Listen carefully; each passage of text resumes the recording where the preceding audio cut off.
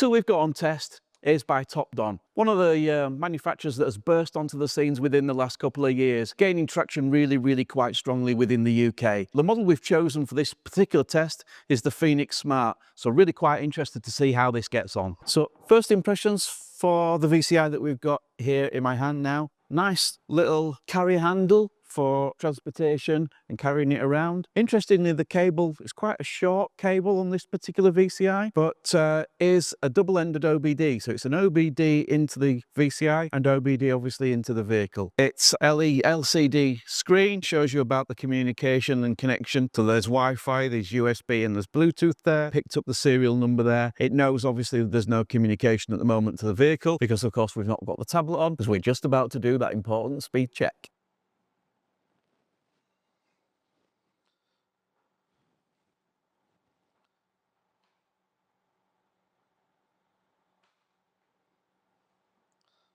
So Topdon logo appears fairly quickly on the screen and we're on the first startup screen.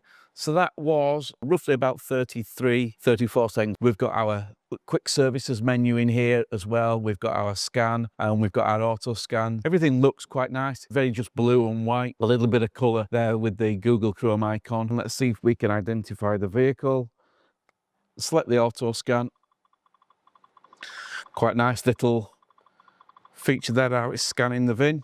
Okay, so we detected our make and model. Interestingly, it's not actually put the model and the year, it's just given us the VIN number and Skoda. So no model and no year actually physically done. Let's go proceed with the scan and let's see if we can find all the ECUs and more importantly, that accuracy. Has it picked up that fault code that we've introduced in the vehicle? And is it a quick scan or is it a fairly quick scan? It's nice to see is Topology view. We've got quite a nice list across the top here of system list, full list, special functions, guided functions, ADAS calibration, so quite nice there with the shortcut menu. What we'll do is we will go and start the scan. From a first experience point of view, looks to be everything there on the front screen that you'd want. Nice little colour keys, the blue, the red and the green. Yeah, how quickly that's now going through. Seems to be identifying these modules in little quick bursts and quick batches. Probably the fastest one when it's actually populating. Interestingly, what it's not showing us is how many it's actually scanned.